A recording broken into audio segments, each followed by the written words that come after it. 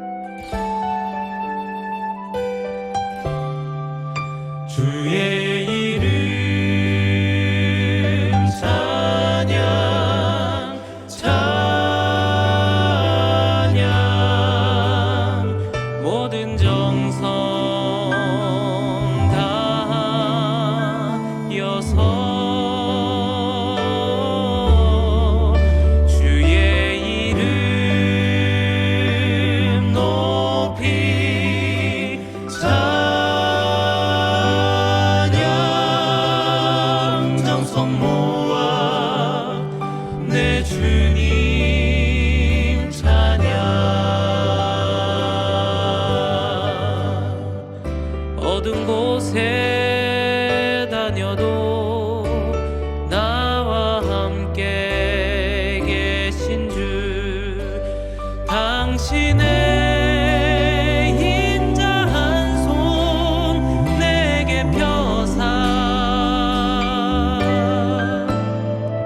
내 앞길을 밝히신 그의 사랑 고마워. 나 영원히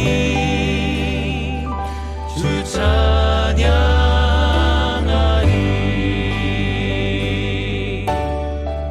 주의 이름 찬양.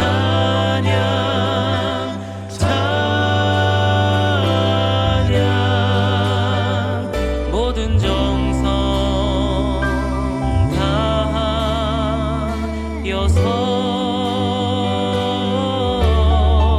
주의 이름 높이 찬양. 정성 모아 내 주님 찬양.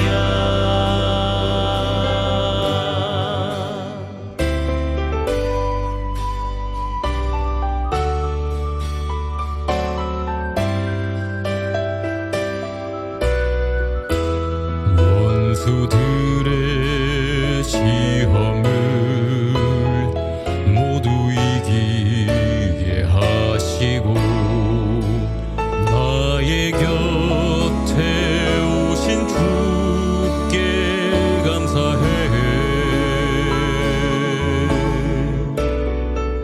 내가 시련 당하나 주님 안에 거하려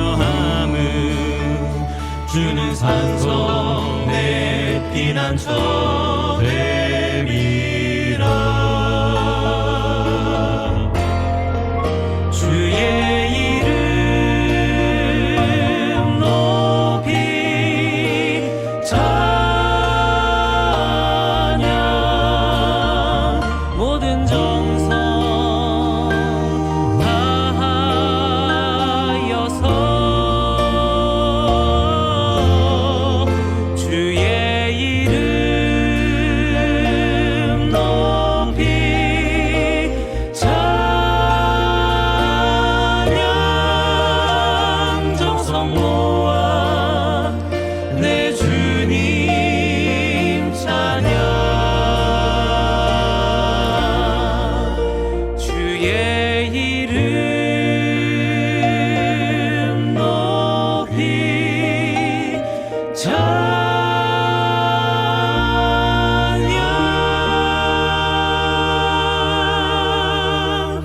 정성 모아 내 주님 찬양.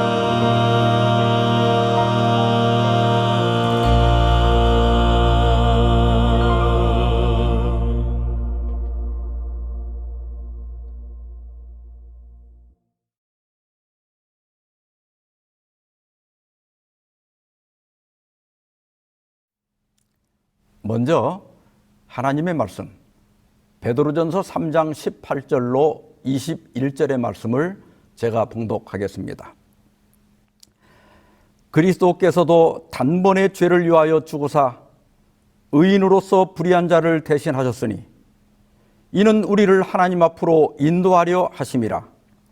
육체로는 죽임을 당하시고 영으로는 살리심을 받으셨으니 그가 또한 영으로 가서 옥에 있는 영들에게 선포하시니라. 그들은 전에 노아의 날 방주를 준비할 동안 하나님이 오래 참고 기다리실 때 복종하지 아니하던 자들이라. 방주에서 물로 말미암아 구원을 얻은 자가 몇 명뿐이니 겨우 8명이라. 우리는 이번 기회에 진리의 말씀을 옳게 분별하라, 이런 주제로 신약 성경의 난해 성경절들을 연구해 왔습니다. 오늘은 마지막 시간으로 옥에 있는 영들에게 전도하신 예수님, 이런 제목으로 말씀을 드리고자 합니다. 단테의 신곡, 아마 읽어보셨거나 책 이름은 알고 계실 겁니다. 신곡은 단테가 죽기 1년 전에 완성한 서사시입니다. 본래 이름은 코미디, 즉 희극인데 일본 작가 모리 오가이가 신성한 노래라는 뜻을 가진 신곡이라고 번역해서 그대로 쓰이고 있습니다. 신곡에서 단테는 고대 로마 최고의 시인인 베르길리우스를 따라서 사후세계, 즉 지옥과 연옥과 천국을 여행합니다. 이 신곡은 에덴 동산에서 뱀이 주장한 영혼 불멸 사상이 헬라, 또 알렉산드리아, 유대교를 거쳐서 카톨릭 교회의 교리로 집대성된 후에 민속 신앙으로 자리 잡는 데 크게 기여하였습니다. 단테는 먼저 지옥에 들어가는데요. 그 지옥문에는 모든 희망을 버리라는 글귀가 써 있습니다. 그리고 9층으로 된 지옥을 여행한 후에 연옥으로 갑니다. 연옥은 7개의 둘레길이 있는 산으로 되어 있습니다. 그리고 각 둘레길은 7가지 대죄를 지은 영혼들이 고통을 통해서 정화되는 곳입니다. 먼저 교만의 죄를 지은 사람은 무거운 돌을 지고 허리를 굽혀서 땅에 새겨진 겸손을 묵상함으로 정화됩니다. 시기 질투의 죄를 지은 사람은 매 사냥꾼이 매의 눈을 꿰매서 침착하게 만드는 것처럼 눈을 철사로 꿰매서 시기심을 가지고 다른 사람을 바라보지 못하게 하고 관대함을 배워서 정화됩니다. 분노의 죄를 지은 사람은 분노를 상징하는 짙고 매운 연기 속을 걸으면서 온유함을 배워서 정화됩니다. 나태의 죄를 지은 사람은 쉬지 않고 최고 속도로 계속해서 질주함으로 열심을 배워 정화됩니다. 탐욕의 죄를 지은 사람은 손발이 묶인 채로 땅바닥에 엎드려서 물질에 매인 것이 얼마나 비참한 것인가를 깨달음으로 정화됩니다. 탐식의 죄를 지은 사람은 손이 닿지 않는 과일나무에 둘러싸여서 극심한 갈증과 배고픔을 겪으면서 절제를 배워 정화됩니다. 마지막으로 음욕의 죄를 지은 사람은 뜨거운 불길에 둘러싸여 음욕을 불태움으로 정화됩니다.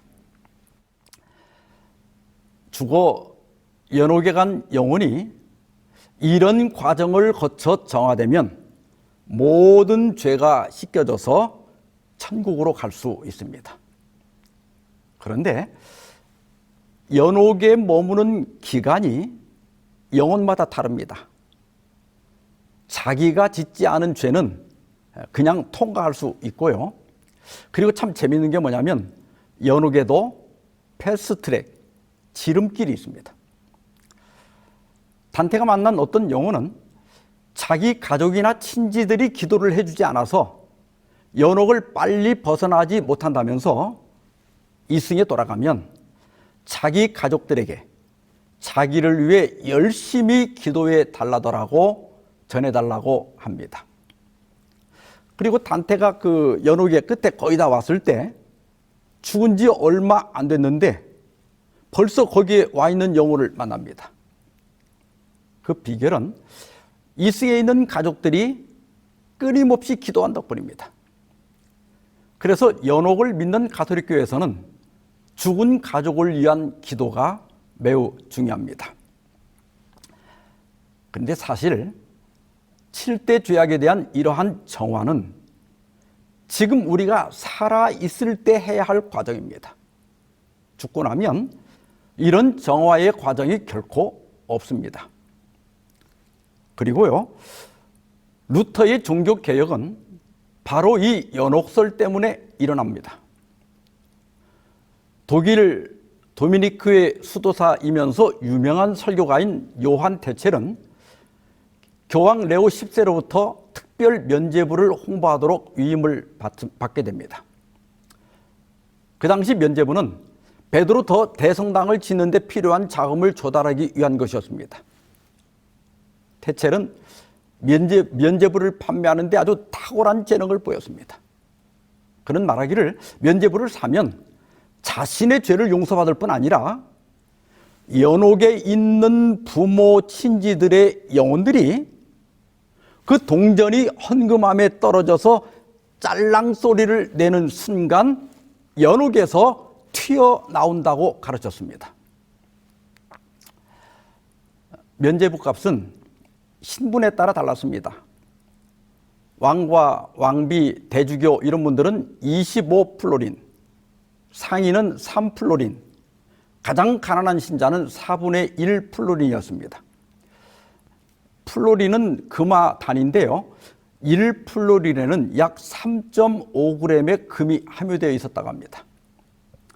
정확하진 않지만 챗GPT로 계산을 해보니까 금 1g당 60달러로 계산하면 왕과 왕비 대주교는 약 630만 원, 상인은 75만 원, 가난한 신자는 6만 원 정도를 내면 면죄부를 살 수 있었습니다. 비텐베르크 대학의 신학 교수인 루터는 이러한 면죄부 판매에 크게 분노했습니다.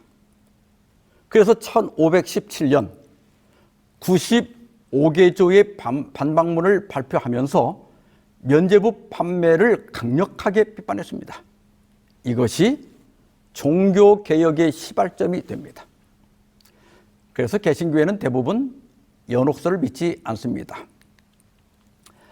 오늘 본문은 신약 성경에서 가장 난해한 성경절입니다. 특히 오늘 본문 중에서 육체로는 죽임을 당하시고 영으로는 살리심을 받으셨으니 그가 또한 영으로 가서 옥에 있는 영들에게 선포하시니라. 이 구절이 매우 혼동을 주는 구절입니다. 얼핏 보면 십자가 이후에 예수님의 육체는 죽어서 무덤에 계셨지만 영으로 부활하셔서 연옥에 가서 노아 당시에 멸망했던 사람들의 영혼들에게 전도한 것처럼 보입니다. 그러나 이러한 해석은 성경의 다른 진리들과 명백히 상충됩니다.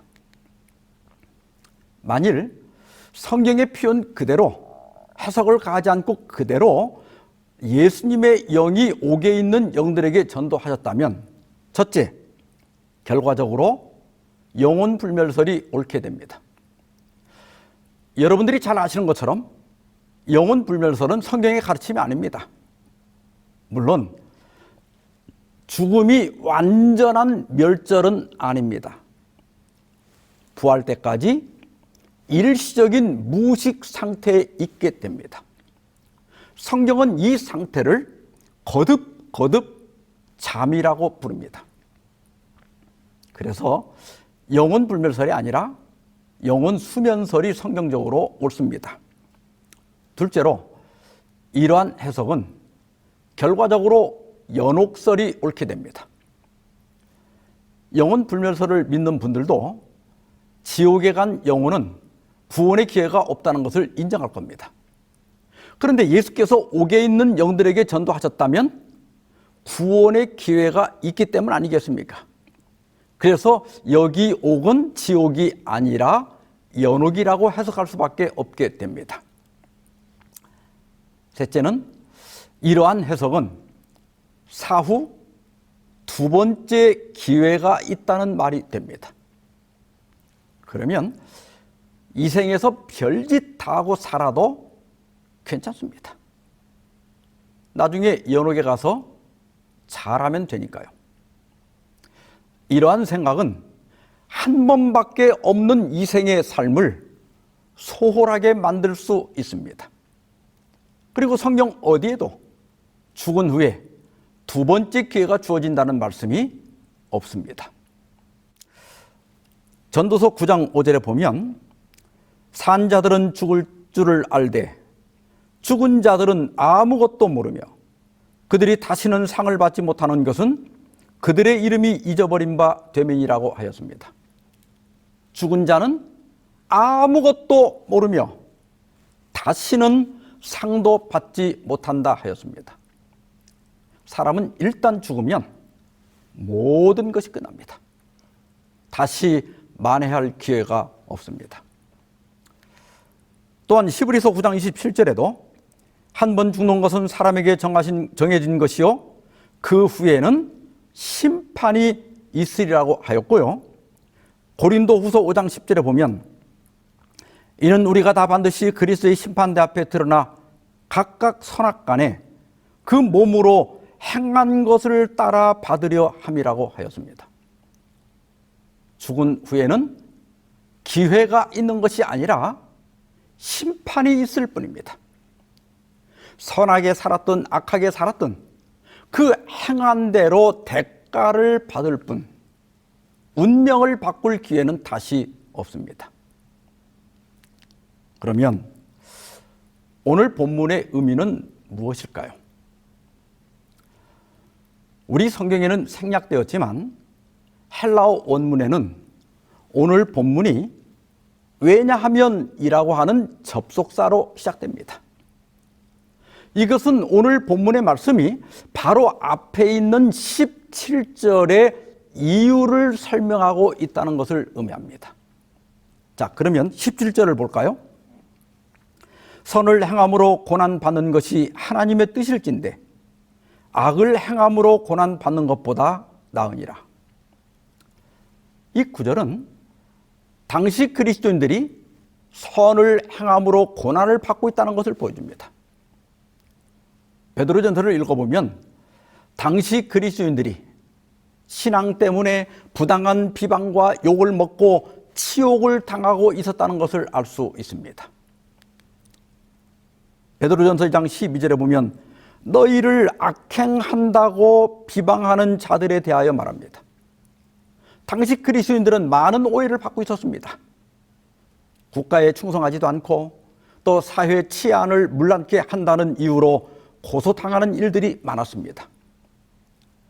베드로는 그런 상황에서 유일한 방어책은 이방인들도 칭찬할 수밖에 없는 흠없는 생활을 하는 것이라고 권고합니다. 또 베드로전서 3장 16절에는 그리스도 안에 있는 너희의 선행을 욕하는 자들에 대하여 말합니다. 이것은 그리스도교 원칙에 조화되는 도덕적인 행동들을 의미합니다. 지금도 우리가 성경대로 안식일을 지키고 성경대로 조사심판을 믿고 성경대로 재림을 전파하고 성경대로 채식을 하는데 우리의 이러한 신앙을 비난하고 욕하는 사람들이 있습니다. 베드로는 그럼에도 불구하고 선한 양심을 가짐으로 그들을 부끄럽게 하라고 권고합니다. 그리고 베드로전서 4장 14절에는 너희가 그리스도의 이름으로 치욕을 당하면 복 있는 자로다. 영광의 영 곧 하나님의 영이 너희 위에 계심이라고 하였습니다. 그때나 지금이나 그리스도인들은 예수쟁이로 조롱을 받았습니다. 그러나 베드로는 그런 조롱을 받는다는 자체가 내가 성령의 지도를 잘 따르고 있다는 증거라고 말합니다. 우리가 세상과 타협하고 살면 고난이 없습니다. 박해가 있다는 것은 우리가 진리를 따라 산다는 증거입니다. 각시대 대쟁서 48페이지입니다. 박해의 불이 거의 꺼진 듯이 보이는 것은 무슨 이유인가? 그 유일한 이유는 교회가 세속적 표준과 타협하여 별로 반대를 받을 일이 없는 까닭이다. 그리스도교가 세상에서 인기 있는 유일한 이유는 죄와 타협하는 정신 때문에 그리고 하나님의 말씀의 위대한 진리들이 너무나 무시되고 있기 때문에 그리고 교회 내에 활력이 넘치는 경건이 거의 없기 때문이다. 초대교회의 신앙과 능력이 되살아날 때 박해의 정신은 다시 나타날 것이며 핍박의 불길은 다시 타오를 것이다. 그래서 베드로는 그리스도의 이름으로 치욕을 당하면 복이 있는 자라고 말한 겁니다. 그것은 우리가 세상과 타협하지 않고 순결하고 거룩한 신앙을 하고 있다는 증거가 되기 때문입니다. 자, 다시 본문으로 돌아가서 베드로는 선을 행함으로 고난받는 것이 하나님의 뜻일진데 악을 행함으로 고난받는 것보다 나으니라고 말합니다. 선을 행했는데 왜 고난을 받아야 하는가? 그것이 어떻게 하나님의 뜻이 될 수 있는가? 하나님은 고통을 주시는 분이 아닙니다. 고통의 창시자는 사탄입니다.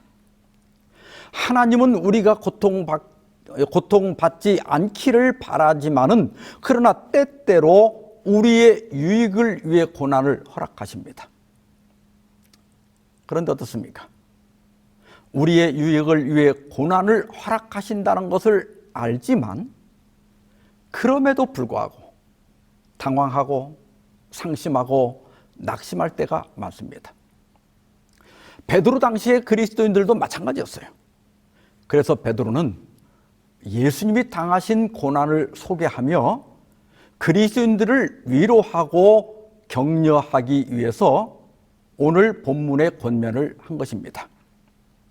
그래서 18절에서는 왜냐하면 하면서 그리스도께서도 단번에 죄를 위하여 죽으사 의인으로서 불의한 자를 대신하셨으니 이는 우리를 하나님 앞으로 인도하려 하심이라고 말합니다.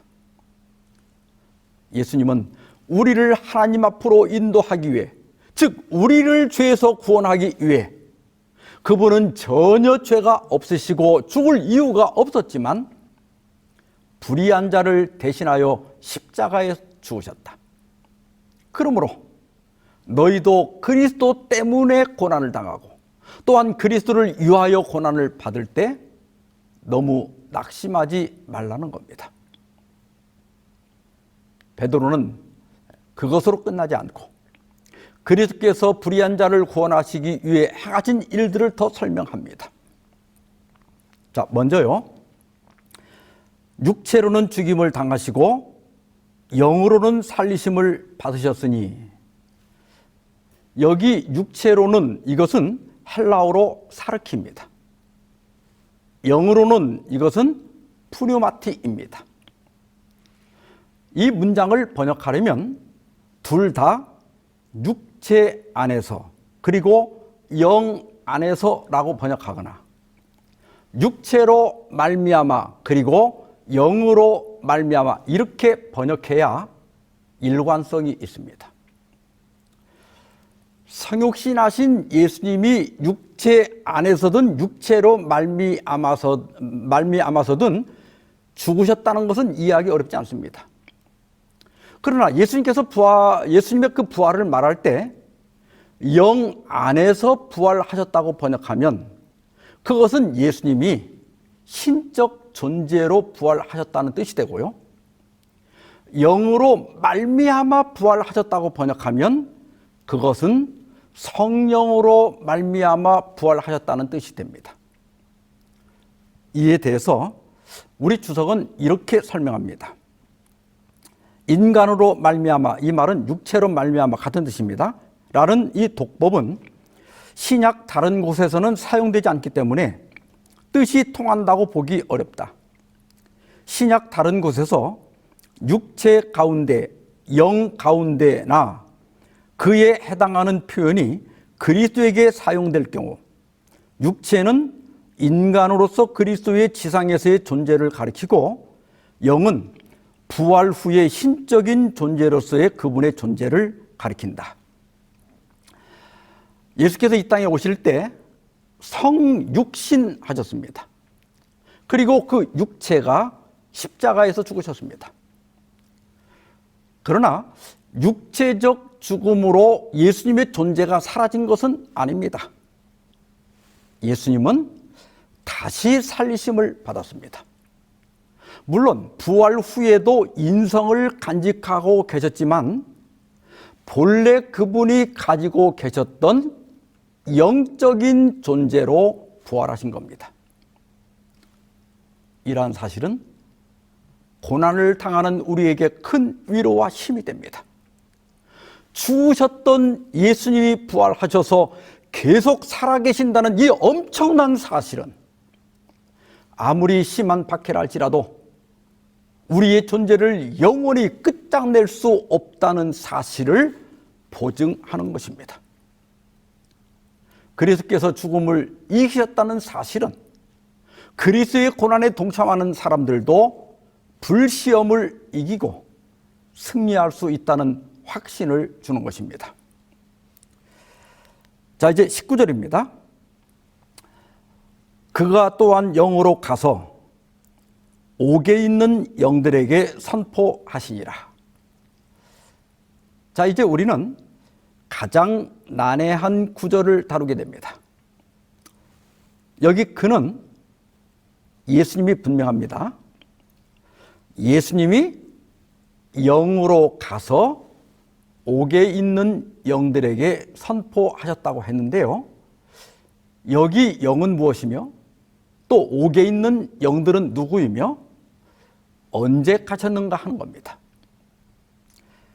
이 구절이 어려워 보이지만 사실 해석이 쉬운 구절입니다. 왜냐하면 바로 이어서 예수님이 언제 가셨는지 그리고 옥에 있는 영들이 누구인지를 베드로가 설명하고 있기 때문입니다. 20절입니다. 그들은 전에 노아의 날 방주를 준비할 동안 하나님이 오래 참고 기다리실 때에 복종하지 아니하던 자들이라. 방주에서 물로 말미암아 구원을 얻은 자가 몇 명뿐이니 겨우 8명이라. 옥에 있는 영들은 누굽니까? 여기 그들은 하고 설명합니다. 그들이 누구냐면 노아가 방주를 준비하는 동안 하나님이 오래 참고 기다리실 때 복종하지 않던 자들입니다. 이것이 키입니다. 19절은 노아 당시에 있었던 일들을 언급하고 있는 겁니다. 이제 하나하나 해석할 수 있습니다. 먼저 예수님이 영으로 가셨다고 하셨는데요. 이것은 어떤 뜻일까요? 베드로전서 1장 11절에 보면 자기 속에 계신 그리스도의 영이 그 받으실 고난과 후에 받으실 영광을 미리 증언하여 누구를 또는 어떠한 때를 지시하시는지 상고하니라. 베드로는 여기서 그리스도의 영, 즉 성령께서 예수님을 통해 이르러 올 구원을 예언하는 구약의 선지자들의 마음을 어떻게 지도하셨는지를 설명하고 있습니다. 따라서 여기 말한 그리스도의 영은 틀림없이 성령을 가리킵니다. 이에 대해 엘렌 화이트는 이렇게 설명합니다. 그리스도께서는 노아 시대의 마귀와 전쟁을 치르고 계셨다. 옛 세상의 거주자들에게 경고와 책망과 초청의 기별을 바란 것은 그리스도의 음성이었다. 따라서 베드로 3장 19절은 이런 내용입니다. 여기 가로 부분에 예수께서 또한 성령으로 말미암아 노아를 통해 가서 옥에 있는 영들에게 선포하시니라. 자, 그러면요, 옥에 있는 영들은 누굴까요? 그들은 노아 당시에 불순종하는 사람들입니다. 노아 시대 사람들을 영이라고 한 것이 우리에게는 좀 이상하게 들릴 겁니다. 요즘 영혼 구원합시다 하면 이게 무슨 뜻입니까? 사람들의 육체는 놔두고 그들의 혼만 구원하자는 뜻입니까? 그렇지 않죠? 현대인들은 영혼을 사람과 같은 의미로 사용합니다. 초기 그리스도인들도 마찬가지였습니다. 그들은 헬라어 푸뉴마, 즉 영을 자주 인간 존재를 가리키는 말로 사용했습니다. 그렇다면 그들이 옥에 있다는 것은 어떤 뜻일까요? 여기 옥은 헬라어로 필라케인데 감시하다, 지키다 그런 뜻입니다. 사람들을 감시하고 지키는 장소가 어디입니까? 감옥이죠. 그래서 옥에 있는 영들은 감옥에 있는 그 당시 사람들을 가리킵니다. 그러면 노아가 실제로 죄를 짓고 감옥에 있는 죄수들에게 전도했습니까? 아닙니다. 그 당시 사람들에게 전도했습니다. 그래서 여기 말한 감옥은 실제가 아니라 상징으로 보는 것이 옳습니다. 창세기 6장 11절로 13절에 보면 그때 온 땅이 하나님 앞에 부패하여 포악함이 땅에 가득한지라. 하나님이 보신즉 땅이 부패하였으니 이는 땅에서 모든 혈육 있는 자의 행위가 부패함이었더라. 하나님이 노아에게 이르시되 모든 혈육 있는 자의 포악함이 땅에 가득하므로 그 끝날이 내 앞에 이르렀으니 내가 그들을 땅과 함께 멸하리라. 이 말씀은 홍수 전 사람들이 얼마나 든든하게 죄의 감옥에 갇혀 있었는가를 생생하게 묘사하고 있습니다. 그래서 하나님은 그들을 땅과 함께 멸하기로 작정하셨습니다. 베드로 후서 2장 19절입니다. 그들에게 자유를 준다 하여도 자신들은 멸망의 종들이니 누구든지 진자는 이긴 자의 종이 됨이라. 베드로는 두 번째 편지에서 같은 논조로 거짓 선생들에 대해 말합니다. 거짓 선생들은 모든 속박에서 자유를 준다고 주장했지만 그들은 이미 멸망의 종 혹은 부패의 종이 되어 있었습니다. 다시 말해 그들은 부패의 감옥에 갇혀 거기서 빠져나올 수 없는 상태였습니다. 그래서 그들이 주장한 자유는 죄로부터의 자유가 아니라 방종이었습니다. 애드벤티스트 리뷰지의 편집장이면서 재림교 성경 주석 편집인이었던 프란시스 니콜은 반대 의견에 대한 답변이라고 하는 책 350페이지에서 이렇게 말했습니다. 홍수 이전 시대의 성령의 사역이 그리스도 시대의 사역과 똑같았음이 분명하다. 곧 그 사역은 죄의 감옥에 갇혀있는 자들에게 복음을 전파하여 거기서 도망할 수 있는 길을 제공하는 것이었다. 베드로는 노아 당시 사람들의 형편과 그리스도의 영의 사역과 그 결과에 대해서 설명하고 있는 겁니다. 당시 사람들은 부패와 포악의 감옥에 갇혀 있었습니다. 그리스도께서는 성령으로 노아를 통해 전파하셨지만 겨우 8명만 그 감옥에서 나올 수 있었다는 것입니다. 그 다음 말이 생략되었지만요, 이 언급은 당시 독자들에게 세상 사람들의 완악함과 박해, 그리고 복음 사업의 부진 때문에 낙심하지 말라는 여운을 담고 있습니다.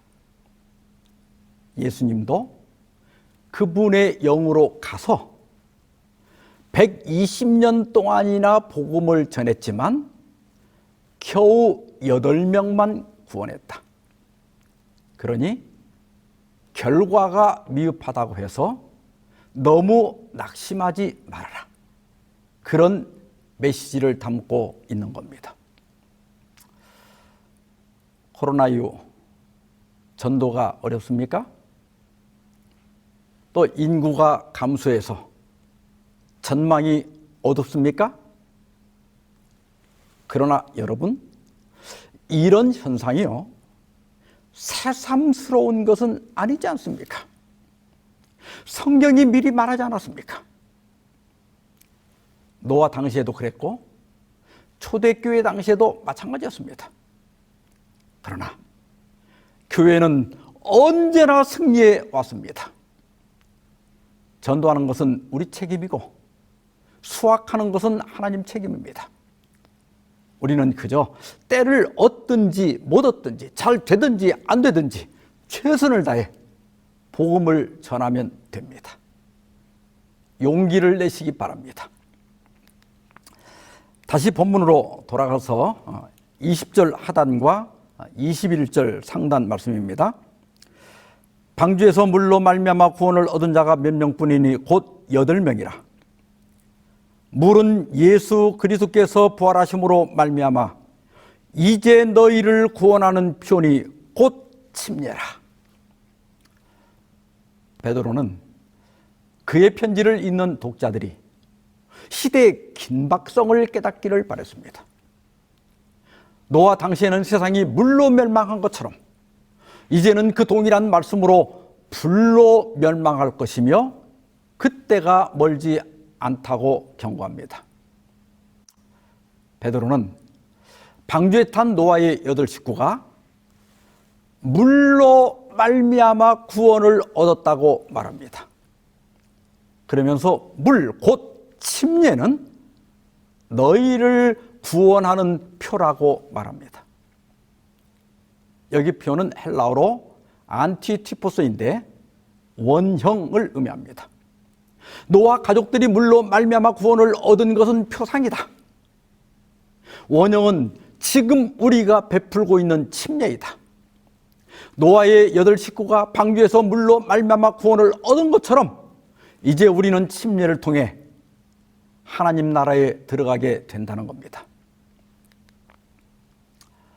노아 당시에 복음을 전파하는 사람은 소수였고 조롱과 비웃음을 받았고 결과도 미흡했습니다. 그러나 그들은 물로 말미암아 구원을 받았습니다.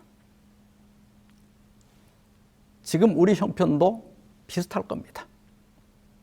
그러나 베드로는 너희는 침례를 통하여 구원의 방주에 들어갔고 구원의 보증을 얻었다고 말하면서 우리를 격려하고 있는 겁니다.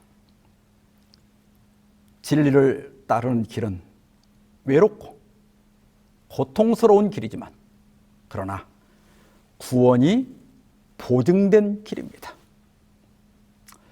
멀지 않은 미래에 우리가 받을 보상을 바라보며 용기와 소망을 갖기 바랍니다.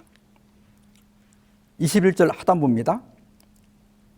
이는 침례는 육체의 더러운 것을 제하여 버림이 아니요 하나님을 향한 선한 양심의 간군이라.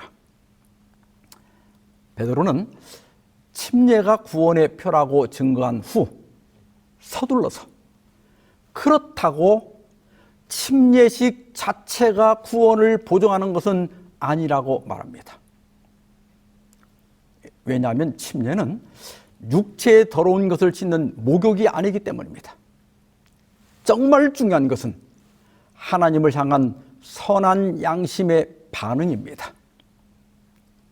진정으로 죄에 대하여 죽고 의에 대하여 살고자 할 때 침례는 구원의 표로서 가치를 갖게 됩니다. 오늘도 몸을 씻기보다 마음을 씻는 저와 여러분이 되길 바라면서 말씀 마치겠습니다. 기도하십시다. 자비로운 주님, 사도 베드로를 통해 우리를 격려하시고 힘을 주시니 감사합니다. 우리는 열심히 노력하지만 결과가 미흡하고 복음의 문은 점점 닫히고 있는 이때 죽음을 이기고 승리하신 주님을 바라보게 하여 주시옵소서. 우리의 믿음 때문에 조롱을 받고 치욕을 당할 때 의로운 자로서 불의한 자를 대신하신 주님을 생각하게 해 주시옵소서. 노아의 8 식구를 물로 말미암아 구원하신 주님, 우리 또한 물 곧 침례를 통해 구원받게 하여 주시옵소서. 진정으로 죄에 대해 죽고 의에 대해 살게 하여 주시옵소서. 이 모든 말씀을 우리 주 예수님의 이름으로 기도하옵나이다. 아멘.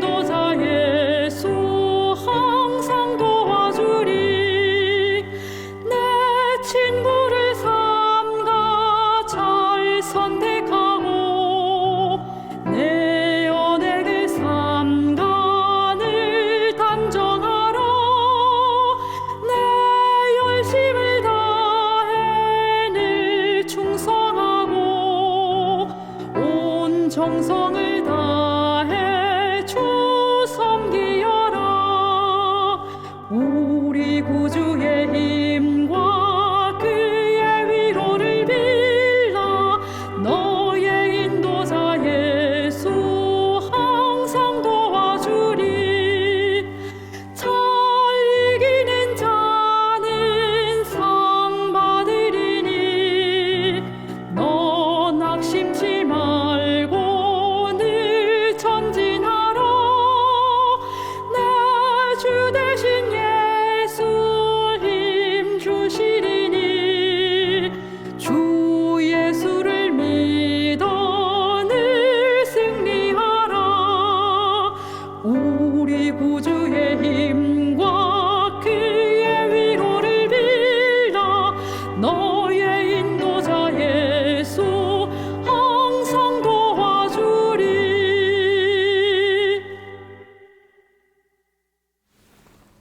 이제는 하나님 아버지의 크크신 사랑과 예수 그리스도의 은혜와 성령의 교통하심이 너희 무리와 함께 있을지어다. 아멘.